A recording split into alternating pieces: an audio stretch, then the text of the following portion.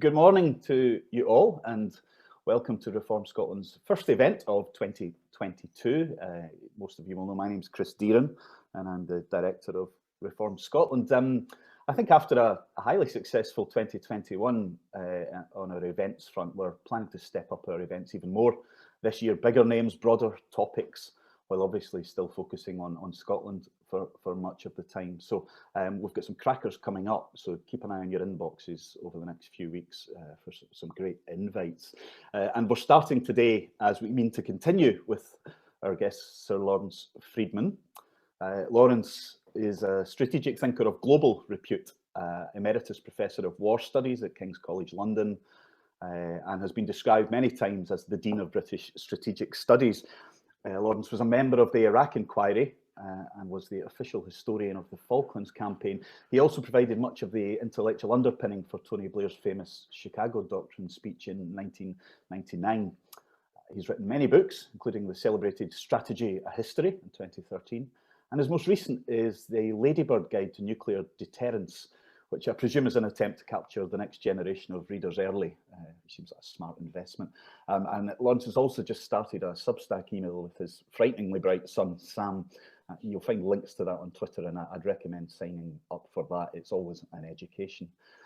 So the plan for today is that Lawrence and I will have a chat, and then we'll take some questions from the audience. So if you could send me your proposed question using the chat gizmo on Zoom, and I'll select the best of them to put to him. So I think we'll just crack on from there. Lawrence, thank you for joining us this morning. Yep. Before we get onto the chunky stuff, how did the Ladybird book come about, and what was it like to write at that level, given you're used to sort of 900-page tomes? Well, it didn't take very long to write. I should make it clear this is not for children, or hopefully children can benefit from it. It's the idea that you can, in a small format with nice graphics and pictures, which I didn't do, you can convey some essential ideas. I mean, it was partly inspired, not so much by current debates, but those of a few years ago, when there was a lot of discussion about what deterrence required and what it didn't require. And I just thought it'd be useful to have a simple guide to the debates and the concepts and the framework and so on. So it's an arcane subject, but an important one. I'm sure it was great fun to do as well. So the period after the Cold War seems relatively settled and peaceful, and it no longer feels like we're living in that world anymore. In fact, the world feels maybe highly flammable at the moment on a number of fronts. I just wanted to start by asking you, with your strategic nous, where you see us standing in global terms at the moment, maybe compared to historical examples or the past models that fit our current situation. It's usual that we've seen this before in one form or another, but given where we are at the moment, what's your take on where we stand as a planet and as a sort of international body politic? So, I mean, the first point to note is that the period since the Cold War was not particularly peaceful. We've had lots of wars, in fact, whereas which have directly involved the major powers, although not, thankfully, with each other. And I think what's happened is that during the Cold War, when of course there were also some pretty grim wars, there was a sort of underlying stability, because you had a standoff at the heart of it between the United States and their allies in the Soviet Union and its allied satellites, whatever. And the thought of a third world war, especially if it would involve nuclear weapons, brought a source of sort of stability to it. Nobody was quite prepared to go too far, to escalate too far, where you would risk bringing in nuclear weapons. Once that went away, and then you take with that the rise of China, which is the other major geopolitical event of recent times, you start to get a much more fluid situation. So it feels less stable and certain, that the alliances, the Western alliance, it's quite amazingly held together. It's not unimpressive that it's held together, but it's being challenged in all sorts of different directions. So the particular problems we see at the moment in Europe, we've got Russia, which is historically quite weak at the moment, but nonetheless has got a lot of military strength and is trying to perhaps recover some of the losses since 1991. In the Indo-Pacific region, you've got China as a major regional power asserting itself, and the United States rather uncertain about its international role, with some sort of historic responsibility, which is obviously contested in both regions, for deterrence, for containing these threats and providing assurances to its allies in two regions, and both of them at the moment have got their own sources of tension. In Europe, it's around Ukraine. In China, it's mainly about Taiwan, but other places as well. So I think it's a very uncertain and tense time. I think every generation thinks it faces uncertainty and unpredictability and new dangers, and every generation probably does. But you know, we can see the danger spots at the moment, you know, I think we still have that fear of major war. We haven't had a third world war. Major powers have not fought each other since 1945, or maybe Korea in 1950, but they haven't really fought each other, and that's good. So the question is, can we keep that going? And as you said, the big foreign policy question facing us in Europe at the moment is whether Russia invades Ukraine. So Russia currently has an estimated 100,000 troops on the border of Ukraine. And I suppose the question is whether they're going to cross that border and what would happen next. Maybe the thing to start with there is what it is that Vladimir Putin wants and what his intentions are, because we know from these situations in the past that he hankers after the old Soviet sphere of interest, that he wants to prevent further NATO expansion eastwards, and also that I think he uses these war games to bolster his position at home. What's your reading of the reality and the element of risk in the current situation? Do you think there is a real chance he goes in, or is it saber rattling for diplomatic gain? Well, there's a little cottage industry of speculation at the moment, trying to work this out. So I think it's probably best to stick with what we do know, and what the sort of risks and possibilities are. So what do we know? First, Russia has never finds it difficult. Putin finds it difficult to see Ukraine as an independent country. He took Crimea, which wasn't a difficult take because Crimea had not been part of Ukraine for that long, and it was quite pro-Russian. So he took that in 2014 after a moderately pro-Russian president of Ukraine, Yanukovych, had fled because of popular uprisings. And he then instigated separatist movements, or encouraged separatist movements in eastern Ukraine, which are still there. Haven't made, I mean, we've got little enclaves, quite big enclaves, but they're not, it hasn't really been a very successful move for Putin, because the consequence was to alienate the rest of Ukraine, which is now much more oriented towards the West. And though the issue is about, from Russian point of view, is the role of NATO, actually the original crisis in 2013-14 was about an association agreement with the EU. And all that is, I mean, Ukraine is still not part of the EU, still not part of NATO, but it's trying to move in that direction. So Putin finds this all very frustrating, and I think I think you've got a sort of a general grievance that after the end of the Cold War, NATO sort of moved forward and got closer to Russian borders, largely because those countries close to Russia didn't trust it. But as far as Putin sees it, that's a threat.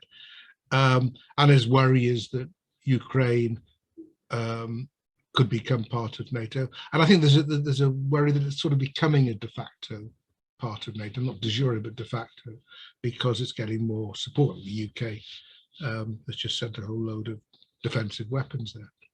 So in that sense, there's a real concern from Putin. The issue is whether all this a major buildup of forces, this isn't trivial stuff. I mean, there's a major buildup of forces. They've just got into Belarus as well, which also threatens Ukraine. An article last July by Putin, which sort of denied the historical legitimacy of Ukraine as a sovereign state. Intensive round of quite bad temper, but not very fruitful diplomacy that's just taken place. The problem for Putin is he doesn't really have good military options. I mean, you can invade Ukraine, you can go take quite a bit of territory, but he doesn't have the troops to hold it, to occupy it. Mm-hmm.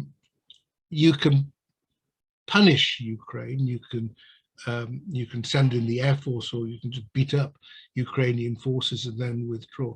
But it make the Ukrainians even angrier. It's not clear what politically would result. So my view is he's ramped up the pressure, trying to see if there's anything he can get out of the situation. I wouldn't say he won't try anything. I just don't know. And if he does, I think that'll be a major moment in European history, because he'd be crossing an international border in a very overt way. The stuff that went on in eastern Ukraine, even with Crimea, you could find, I suppose, what we would call these technical legal justifications for what he was doing, the plausible deniability and all that. It would, you couldn't do that in this case. So it would be a big deal, which is why I think he'll hesitate. But it'd be a brave person who said he won't do anything. Mm. And I suppose, as you pointed out, Ukraine is not a member of the EU, and it's not a member of NATO fully at this stage. So what would be the responsibility on the West? It would be a sort of opt-in situation, taking responsibility rather than necessarily having to take institutional responsibility because certain rules had been broken. And what do you think the Western response would be if those troops crossed the border? I mean, we've got history where we threaten and then someone actually just takes the land and we back off and say, let me have that. Yeah, I mean, the historical precedent in some ways is Iraq's invasion of Kuwait in August 1990, which had a similar build-up of forces. And was it bluff? Was it real? In this case, it turned out to be real.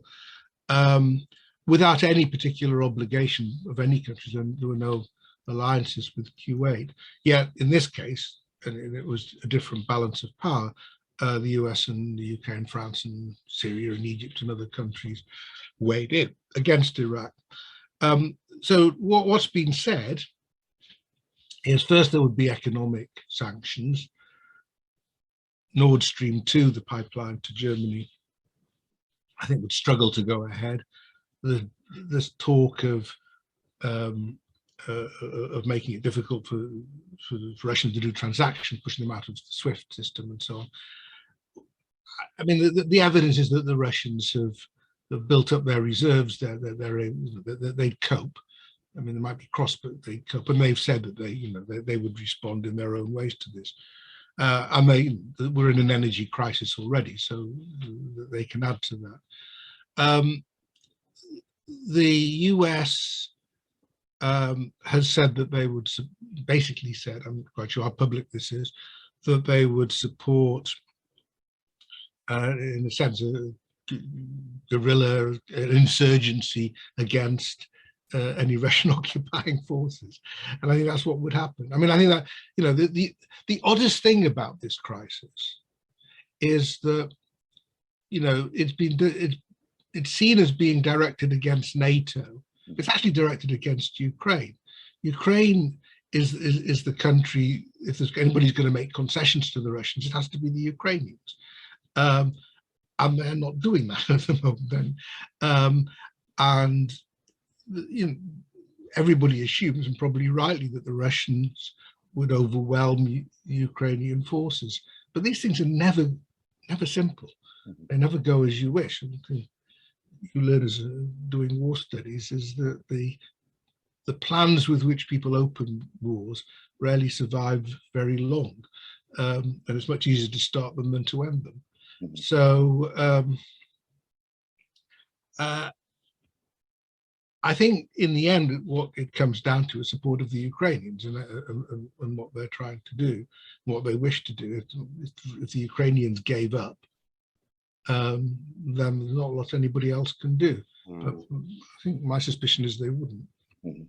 And you mentioned sanctions, which are always the first port of call in situations like these. And it's an easy word to deploy, but then there is often debate about how effective they are in achieving their goal. As you said, there's talk of disconnecting Russia's banking system from the international system. The Germans might prevent the reopening of the Nord Stream, or the opening of the Nord Stream 2 gas pipeline. I suppose that one of the concerns would be that Europe has shown itself in the past to not speak with one voice when it comes to Russia and China. So places like Hungary and Poland that maybe have quite good relationships with China. The Germans themselves have had good relationships with the Russians under previous leaders. Is there any sense that Putin will be smart about picking off various countries and that there won't be a unified international voice on this? Yeah, I mean, again, so far there's been more unity than many would have expected in the response. But I mean, the Russians don't do these things by half, so they don't. They're not very good on the carrots bit. So there's a lot of sticks around, not many carrots. So I don't think it's been in NATO, at least. There's been the unity's been quite impressive. Obviously, there are different interests in the EU. And a lot of eyes are on Germany at the moment, which has got a new government, and it seems to be quite divided. I mean, the foreign minister, who's a Green, is actually pretty hawkish, and she's been saying some quite strong things. The Chancellor is a Social Democrat, and still lingering sort of Ostpolitik of the Cold War days, sort of what's the balance between diplomacy and so on. And you have this Nord Stream issue, which a lot of people have complained about us cutting Ukraine out of sort of the gas supply network. So all eyes are on Germany, really. I mean, I think the British have been, in some ways, not in the EU, but surprisingly robust on this. The French have been pretty robust. All the northern states are pretty robust, but Germany's the key. And it does perhaps, this will tell us something maybe about the future of the European Union in terms of a united foreign policy, a united defence policy, and the direction of travel there, because if they can't produce that now in this kind of crisis, then they're unlikely to produce it in others. Well, it's a very big entity to pull together, 27 states. So, one of the interesting issues at the moment is Lithuania, not vis-a-vis Russia, which has its own problems, but vis-a-vis China, because the Lithuanians, maybe or maybe not unwisely, have got quite friendly with the Taiwanese, and this really annoys China. And so China's trying to put a lot of pressure on Lithuania to by sort of essentially denying exports to China, by denying trade, which affects all sorts of EU countries. And the EU has not quite worked out how to respond to this. So does it sort of accept that there's a squeeze on Lithuania, which the Lithuanians may well have to abandon their friendship with Taiwan, or does it try and show some solidarity? At the moment, you sort of probably put your money on the former rather than the latter. So I think there are just too many interests, divergent interests. You've got Southern European states look towards the Mediterranean. There's big issues there for them to worry about, which don't particularly bother countries to the north. The northern ones are really worried about Russia, but do the Italians and the Spaniards have to worry so much about that? So I think you do have these inherent tensions in a group as large as this.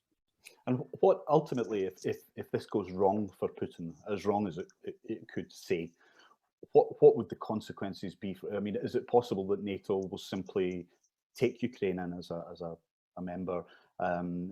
Is it possible that, you know, the Russians themselves could lose patience with Putin? Not that there's necessarily much they can do about it if they do. How badly could this go? Could the sanctions bite properly, both on his and his allies' personal wealth, but also the Russian economy? What's your reading of that? The worst case scenario. I mean, he survived a long time. Putin's fear is of popular movements overthrowing governments. I mean, he doesn't like revolutions. And he's quite explicit about this. So if you look at, you know, what moved him in this sort of quite hostile and repressive direction, it was the color revolutions in Georgia and in Ukraine, in fact in Armenia as well. And, you know, look at what's been the main preoccupation over the last few weeks. It hasn't, over the last few months, it's Belarus. Again, there's a popular movement challenging an authoritarian leader, and now Kazakhstan, where you know, Russia put in and pulled out not many troops, but made the point of solidarity, because that's what he fears. And you know, in 2012, there were demonstrations in Moscow, big demonstrations against the way that he was holding on to power. So that's what he fears. Like most authoritarian leaders, he fears the people.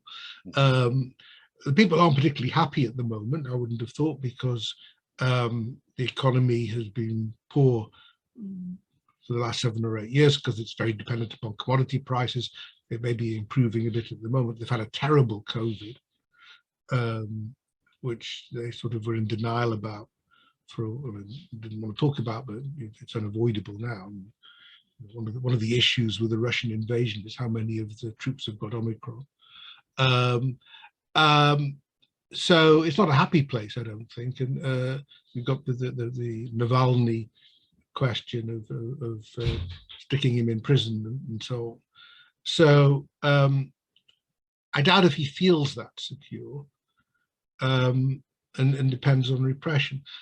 And coming back, at the moment, he could sort of claim that the pressure he's put on has got implicit acknowledgement that NATO is not going to embrace Ukraine as a member at the moment. It won't put long-range offensive systems in Ukraine, not that I think it intended to do anyway, but it won't do those things. So he may call that a gain. If he starts setting things in motion and those things go wrong, which could just be significant numbers of Russian troops getting killed. Remember the effect Afghanistan had on the old Soviet Union. Who knows where it might end up? And that's why, unlike others, I think though he is a risk taker, he calculates as well. And I think he's going to be nervous about getting in too far in a situation which he can't quite control. Yeah, and I suppose the history shows us that he's quite a good strategist about going far but not too far. He values his own continuation and self-interest. So a bit like COVID, we just have to live with Vladimir Putin is the longer term game. And we talk about Russia, but as you touched on, the overarching threat to Western interests isn't Russia, but China, which is obviously taking up an increasing amount of American headspace. So China, I suppose sort of 10, 15, 20 years ago, the question I had a lot was what does China want? And that's maybe become clearer over the last decade or so. It seems to be increasingly assertive on the global stage, hostile to foreign interests, looking to control its economic relations and indeed shut down some of the foreign links that it's had more recently. And I don't know whether Xi seems like he wants to be another Mao as president for life. What's your reading of China's intentions and the strategy it's using at present, what we've learned over the last decade or so? Well, I think it is about the decade, because that's how long Xi has been in power. And I think, before that, it was clear where Chinese interests lay, and it was clear where there were potential tension points in the South China Sea and Taiwan. So it wasn't as if China was wary about asserting its interests, but it was trying to sort of keep below the radar. And there was always this thing that its recent success, its extraordinary growth, was due to its interaction with Western economies. This is why it's a completely different issue to Russia. I mean, Russia is marginal in many ways, apart from energy, to the international economy. China is absolutely central, and it matters to them and it matters to us, which is why it's much harder to disengage from China. You can't expect Western countries, however upset they may be about individual Chinese policies, to somehow stop trading with it. It just can't be done, not in the situation we're in at the moment. But it was sort of below the radar in all of this, and it had a shifting leadership. So it changed leaders every 4 or 5 years, and then Xi came in, and Xi has really been quite ruthless in using the power available. He's purged a lot of people around him. Corruption has been used to do that. Undoubtedly was there, probably to a degree still there, but he certainly pushed a lot of people out of key positions. He's got control of the armed forces. The army was quite a large and independent actor, not so much anymore. He's making himself president for life as party congress this year. But as he's done that, the problems are starting to multiply. The demographics are awful in Russia. They don't produce many children. The population's getting older. They've got themselves caught by COVID in a weird way, because they're one of the zero COVID policy, and it just means they keep on shutting places down and can't let people in. And they've got the Winter Olympics coming, and now people might not be able to come to that. And so they've got the problem of those who haven't been through our sort of grim experience of COVID, but we assume are coming out of it with degrees of immunity, but that hasn't developed. The vaccine isn't particularly good there either. So they've got those sort of problems, and economic growth is really faltering now. It's really stuttering. So China may have peaked, and that's a big problem for Xi, and it creates big uncertainties about how he intends to handle issues like Taiwan. We've seen what he's done with Hong Kong, which has been gobbled up essentially. So this is why people take it as a much more serious issue. The difference between the European scene with Russia, where Russia's assertive and aggressive and so on, but it is still pretty contained in how far it can go. China has got fights with everybody. I mean, it's got fights with the Philippines and Vietnam over this South China Sea. It's got fight with Japan, some islands. It's had skirmishes with India. So it isn't just sort of America versus China. A lot of regional powers are very wary about China. Australia as well. It's done the deal with the UK and the US over over its nuclear submarines and so on. So and there are reports of unrest in the leadership in China, that it's not clear where this is taking the country, because it's a powerful country, and all sorts of historical humiliations and slights that they remember, that they feel now that they should be able to overcome, and they should be treated with proper respect and so on. You can understand that. But it's an awfully large country to manage, and this sort of sense of you have to have absolute control is a very difficult one to sustain, because there's always a challenge somewhere, and you get, as we're mentioning with Lithuania, somebody's always going to be annoying you, and you want to swat them away, and I think this is why China seems dangerous and awkward at the moment because it has power, serious power. It's not sure how to exercise it, and it's not sure how this interacts with its big domestic problems that are developing. It's not saying it's going to fall apart or collapse or anything, but that you know, was it 25% of the economy is real estate or something? You know, these are big structural issues which are hard to address, and Xi has made a lot of enemies. So, you know, it wouldn't wholly surprise me if he wasn't there in a few years. Interesting. And I think, as far as I know, apart from the Indian border, where Chinese and Indian troops have been exchanging punches and beating each other up occasionally, there hasn't really been an actual military confrontation yet with the Chinese and another country. I may be wrong about that, but is your sense that actually China growing slightly weaker makes it more dangerous on an issue like Taiwan because of the, as we see with Putin, that sense of projecting power matters? This last war was with Vietnam in '79, to be precise. It's not. I mean, militarily, it's getting stronger. I mean, it's sort of, you know, building the equivalent of the Royal Navy each year. So it's quite, but it's getting militarily a lot stronger, and it's got all sorts of connections around the world that it wouldn't have before. But I think that the problem is, which I think is just a problem with relying on these sort of forms of hard power, is they don't translate into good politics as easy as people assume. You don't always get your way just because you're the strongest. And I don't think the Chinese have quite worked out. I mean, just to take another example, the so-called Belt and Road Initiative, which is where essentially they do infrastructure deals with all sorts of countries that might not afford to get this infrastructure by any other means, but it basically ends up with these countries getting into debt and the Chinese seizing the assets.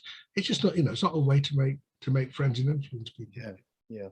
In terms of Xi himself, so is your sense that he set out on this path, the sort of will to power, with an ambition to become a Mao-like figure, or has he been more opportunistic than that? And as the years have gone on, he's taken his chance to, you know, get himself in place. And as you say, it may not last. Maybe the conditions in China today are not as they were for Mao or well, he comes from the party. You know, he was sort of born into the party. From, you know, this is an old, in that sense, old style Leninist. You know, the Communist Party runs things, and he was born. He grew up into it. I think I mean, from the start, he was making quite strong power plays, dealing quite ruthlessly with potential rivals. So I think he knew what he was doing in terms of getting supreme power. We're now at the stage where, you know, part of the Chinese education, part of military training is to diligently read the thoughts of Chairman Xi, which, you know, I've actually had one opportunity to hear him speak. It's sort of, you know, quite an interesting and Chinese way, aphoristic way of talking, but it's not profound. So I think, you know, he sees himself in a line from Mao to Deng to him,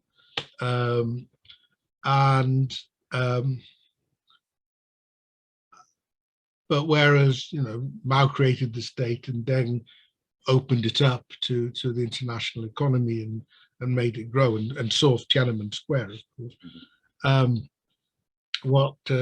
It's not clear what Xi's achievements were being seen. A lot depends on, I don't claim to have the expertise on how many of people who are very wary of him are still in power. I mean, you know, just simply to run a country of that size, you can't have a very, you know, it can't be, it has to be a pretty collective leadership. Yeah. At least the level below. Yeah. Below Xi, and there's only so much an individual can control. So it's hard to believe there aren't, you know, some people who mutter to each other about the direction of the country. But you know, I don't know enough to forecast exactly where it goes from here. I suppose there was a sense that Xi was, in terms of Deng Xiaoping's opening up, was taking that to the next stage, where China was opening up, but on its own terms, and it was, you know, allowing companies in, but there were very strict rules about what could and couldn't be done, and China getting involved in the global economy. I've read some things that say in the last couple of years that's started to change, and China has begun to turn inwards. And I think Xi hasn't left China for a couple of years as well. So is that, do you think, caused by the problems internally that you mentioned, that just trying to keep hold of a country on the scale of China with all of its different internal problems is such a demanding job that it makes it very difficult to fight on all fronts? Well, it's a pandemic as well. It's one, you know, it grew by its international connections, international trade, and inward investment, and you know, as with Russia, companies are wary about investing in China, because, you know, there's always you never have complete control if you're investing in China. They own the land. It was once explained to me the whole economy in terms of, you know, they nationalized all the land in 1949, and now they rent it out to international companies, but they can take it back again. So I think he's got a problem with the economy, because people will put up with a lot if they think things are getting better every year. But, you know, once they start not getting better every year, you're going to get restlessness. And they have the environmental issues as well. I mean, yeah. Been to Beijing or Shanghai knows, you know, you can barely see a few feet in front of you at times. And what then do you think the West's current approach to China should be strategically? Is the best, should we be looking towards a new Cold War, or do you think we can do better than that, that there's still a chance to co-opt China into the global order? I mean, it's difficult. I mean, you know, the West has got its own problems and its own issues. It's not as if we're sort of bouncing along in sort of great happy unity at the moment.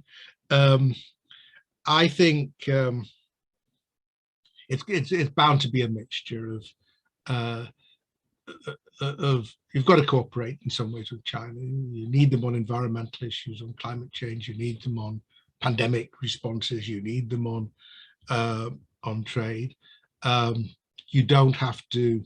I think there's a reluctance now to assume the best when you're dealing with Chinese companies, as we've seen Huawei, the telecoms. All Chinese companies are expected to be instruments of the state. It's part of the deal. So I think there's a right to be cautious. You be cautious, critical about how they treat the Uyghurs and so on. I mean, but I think a lot of it is just making clear that if you push too hard, you get a reaction. And I think that's all. You know, I think that's what's become apparent in Indo-Pacific. There's been a lot of diplomatic activity that you wouldn't have seen 10, 15 years ago by countries in the region, not just the West, to think about how to contain China and look after their interests. And so in the end, you know, you're hoping to influence internal Chinese debate, and there's always limits on what you can do from outside. And you know, it's dangerous to be unrealistic in your expectations. China is an important country in the international economy. You can't wish that away. As you said, China has effectively gobbled up Hong Kong, which leaves Taiwan, I guess, as the most eminent flashpoint that we see. What is the future for Taiwan? Is it just a constant negotiation, holding game, trying to not provoke China into going in, but trying to keep Taiwan on the right side of the fence? It seems like a fiendishly difficult thing to manage. It is. I mean, I think it's not. I mean, it's not an easy take for China. You know, they describe themselves as having a porcupine strategy, which actually is now being used in Ukraine as well, which is, you know, you may think you can grab it, but there's a lot of prickles around, spikes. And there's some distance to travel, so you know, and it risks a maritime fight with the US, and so it's not easy. So the assumption 10, 15 years ago was that the economic relations were pulling the two together. Well, they do a lot of business with each other. And both, the official Taiwanese and Chinese version is that there's just one country, two systems, one country. Essentially, they're both happy with that, because the old ruling party in Taiwan was the Kuomintang, were the nationalists who'd fled from the Civil War, and they always believed they had a claim to run all of China. And they had, the Chinese Parliament met in Taipei. And that sort of mythology kept things going, and can carry on keeping going. So the Chinese sort of say that the prompt to war would be almost a declaration of independence from Taiwan, and I don't think the Taiwanese will do that. But the Taiwanese are getting more international interest and attention. The way they handled the pandemic, they called out the risk from coronavirus before anybody else did, before the Chinese themselves did. So people want to have decent relations with the Taiwanese. It's only a small country, but it's not minuscule. 30 million or so. Yeah. Just on a slightly standing back of it, there was a lot said that this century would be something of a competition between the two models of governance, the Chinese sort of quasi-capitalist, quasi-command and control approach, and America's democracy and freedom on the other hand. And certainly I thought before that the US would probably win that one hands down as an attractive model across the world. But the way things have been going recently, I'm no longer so sure, because we've seen a rise in autocracy and curtailing of freedoms in lots of places, in Poland and Hungary and Turkey, Trump in the US, Eric Zemmour just spoiling the French election. Even Boris Johnson has borrowed various tricks to crack down on independent institutions. What's happening to democracy? Is it changing? Is it in retreat? Will it bounce back? From your long study of these things, how at threat is the democratic model as a global preference? Well, I mean, first you just look on the other side. I mean, autocracy is attractive to the autocrats. It's rarely attractive to anybody else. Yeah. And the thing about the Chinese model was that it sort of seemed successful. You could have autocracy and economic growth, and that's less sure now. And other autocrats, say Erdogan in Turkey, have made a real mess of their economies. So I think we need to give high points to autocracies as an alternative economic model. China doesn't have other countries trying to emulate it or even ally with it. So on that side of the equation, we can be a bit, there's not necessarily a great threat from an alternative model. The problems, I think, lie with our own management of our own model. There's a mixed picture in terms of the health of democratic institutions, but frankly, you're looking at developments in the United States over the next 3 or 4 years, and certainly the next presidential election could be absolutely critical. We saw a year ago a direct threat to peaceful transfer of power, which is absolutely essential to liberal democracy. Yeah, and that's what distinguishes. I mean, there are a variety of ways in which you can have peaceful transfers of power, but peaceful transfers after one side won in an election is a pretty good start, and that was directly challenged. Yeah, and the sort of shenanigans that go on in various states to fix how people vote and redistricting of congressional seats and so on is pretty startling. You mentioned in Europe, Hungary and Poland, the Lords had a busy night last night, defeating, for how long we don't know, a variety of measures in the latest policing bill. But so it's a sort of odd form of democracy at work when you're relying on the House of Lords to defeat some nonsensical legislation. But so these challenges are there, and you have all the things associated with social media and fake news and so on. I think we can get too dystopian on this sort of stuff. I think things are, there's still quite a sort of, it's still very difficult as autocracies find to control debate and deny people their freedoms. But there are forms of manipulation possible that were not possible before. And leaders like to hold on to their power. It'll be interesting to see what happens in the Hungarian election, which is coming up quite soon. Whether Orban can hold on to power, I suspect he will. It's not a given. But it's an example of how a leader determined to hold on to power, even in a notionally democratic country, can manipulate institutions and the media and so on to make it as hard as possible. This is what's happened in Russia. Yeah. In Russia, was a pretty chaotic country after the collapse of the Soviet Union, but it had lots of democratic features, a very open and free press, big debates and so on, and that's gradually being crashed.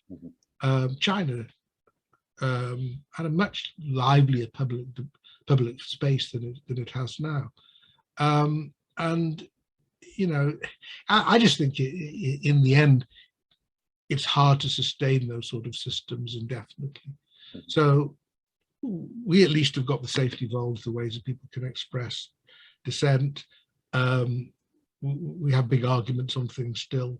We can debate even how the United Kingdom stays united. We have all these sort of things going on, and while we can do that, then I think the countries can adapt and change to the pressures they face. If you've got a rigid system controlled from the top, you just don't have the ability to adapt, and you don't have policies being criticized. I think we have to remind ourselves about the benefits of liberal democracy, rather than just complain all the time about the venality of our leaders or whatever.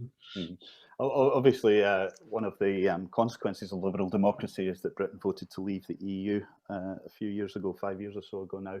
And I wonder your view of the consequences of Brexit in terms of Britain's place in the world and its role. It still obviously has a seat at the top table in some international institutions, but we've seen certain things happening where Britain hasn't really played a role or has been left on the outside because it's no longer a member of the EU. And we are obviously a large global economy, but we are a small or medium-sized country. And I wonder how you see the future for Britain as an international player, whether this is Brexit is something like a slow puncture, and we will just see Britain increasingly playing less of a role, or does our heritage and our sense of ourselves and our values, something like AUKUS, the deal signed with Australia and the US, shows that we're not going away.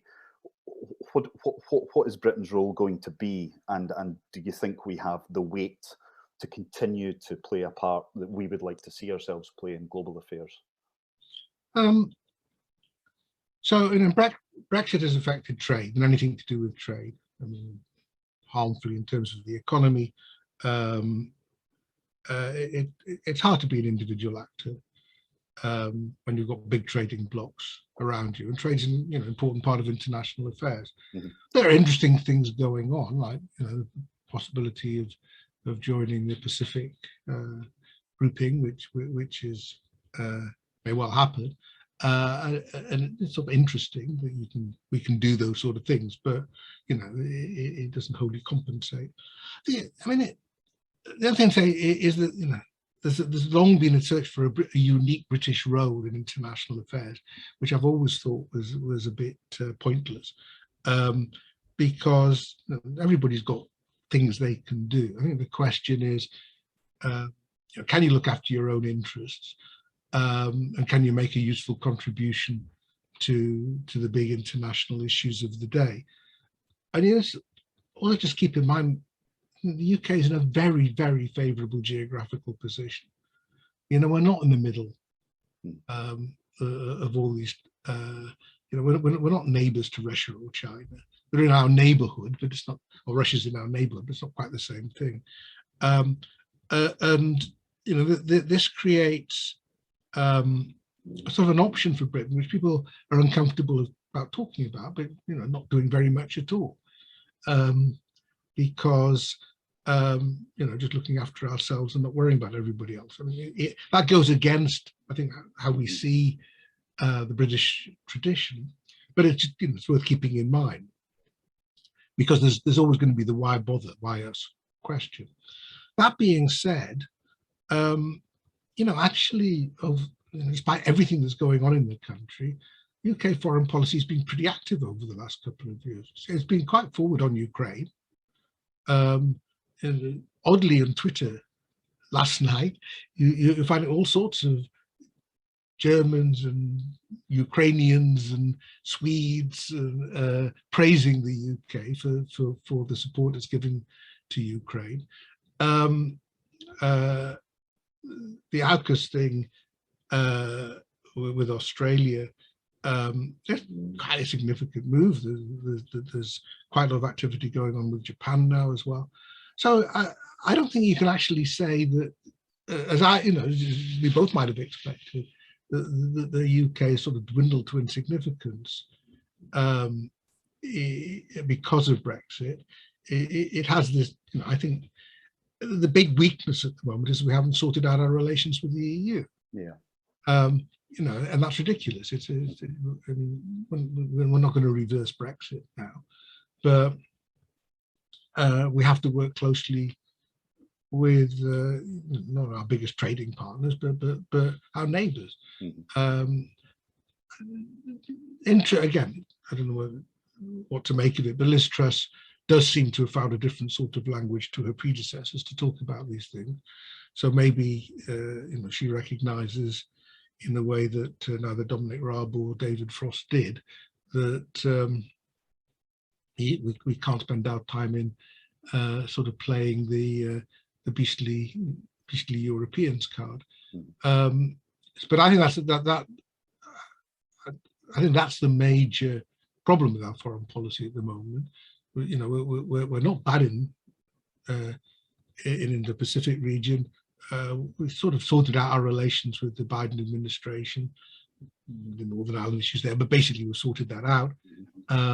We're pretty good with Ukraine, but we haven't sorted it out with the rest of the EU, and we really need to work on that.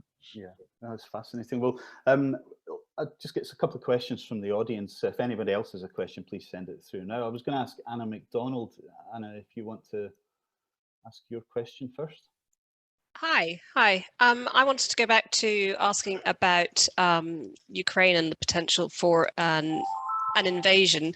My thought was, do you think I know you're not convinced that he might invade, but if he did, would it be a ground offensive? Because I have heard that that gives him a fairly narrow but quite imminent window of opportunity, because if he does a ground offensive, it needs to be over the frozen ground that you get in February and March.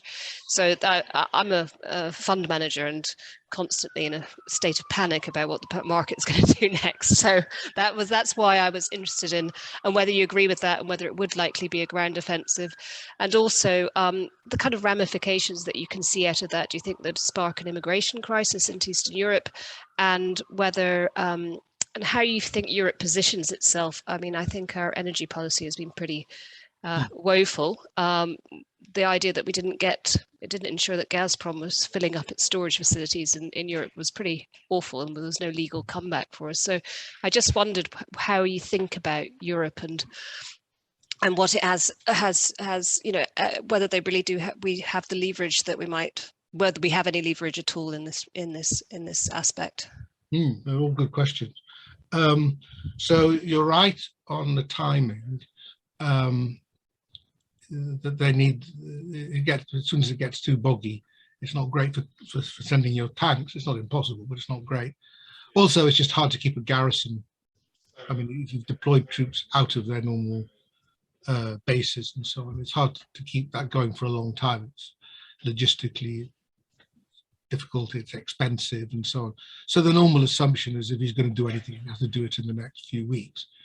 I think wars are never very good for fund managers.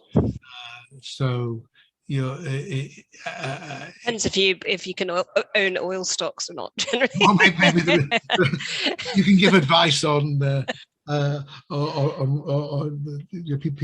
things that you want to store at home tend to do well.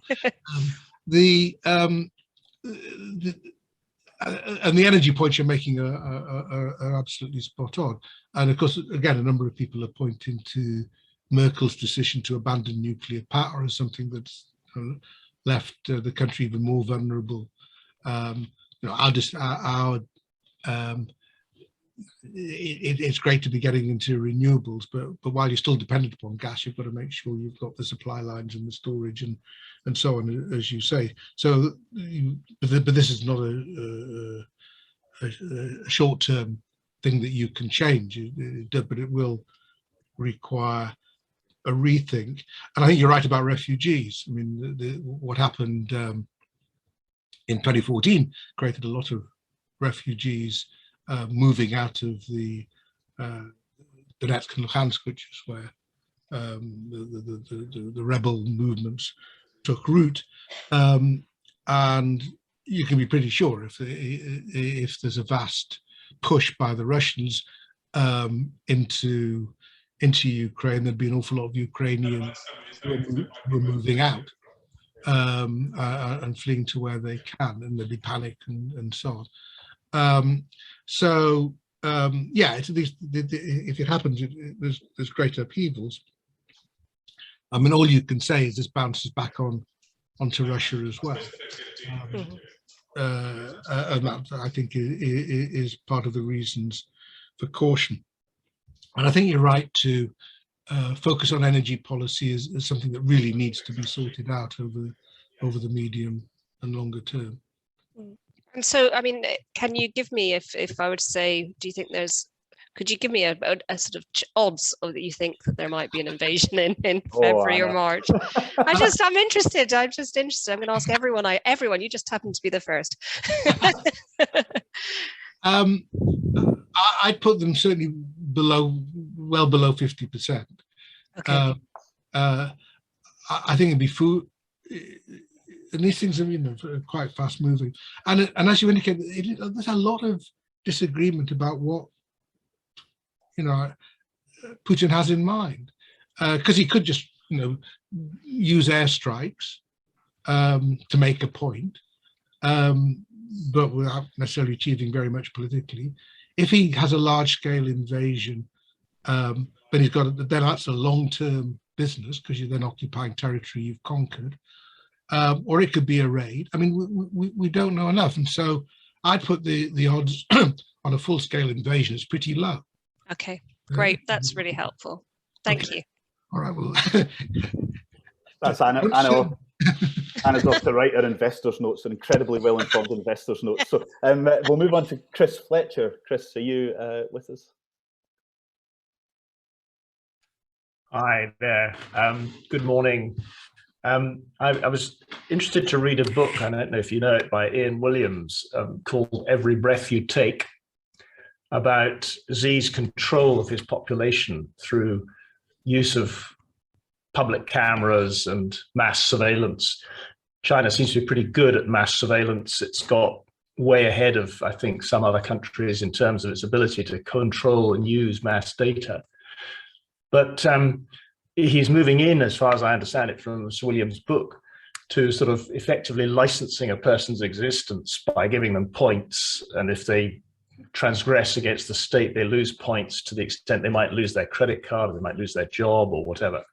So this is pretty extensive control of the population in an autocratic sense, which you mentioned was effectively quite weak, because eventually, if people don't like it, you're one man and maybe they'll get rid of you. I just wondered how far there will be a reaction to this huge total control of the population. Or is the Chinese psyche such that, or their training such that they really sort of are more accepting and unlikely to expose his position? We've seen, how they've dealt with people who transgress in Hong Kong, and it's really quite difficult for them. I don't know the book, but what you described is certainly what a lot of people describe and talk about. And it's quite scary. I mean, they're developing forms of social control using digital means that we've never seen before, through facial recognition and so on. So, you know, it is quite dystopian. And he carries on.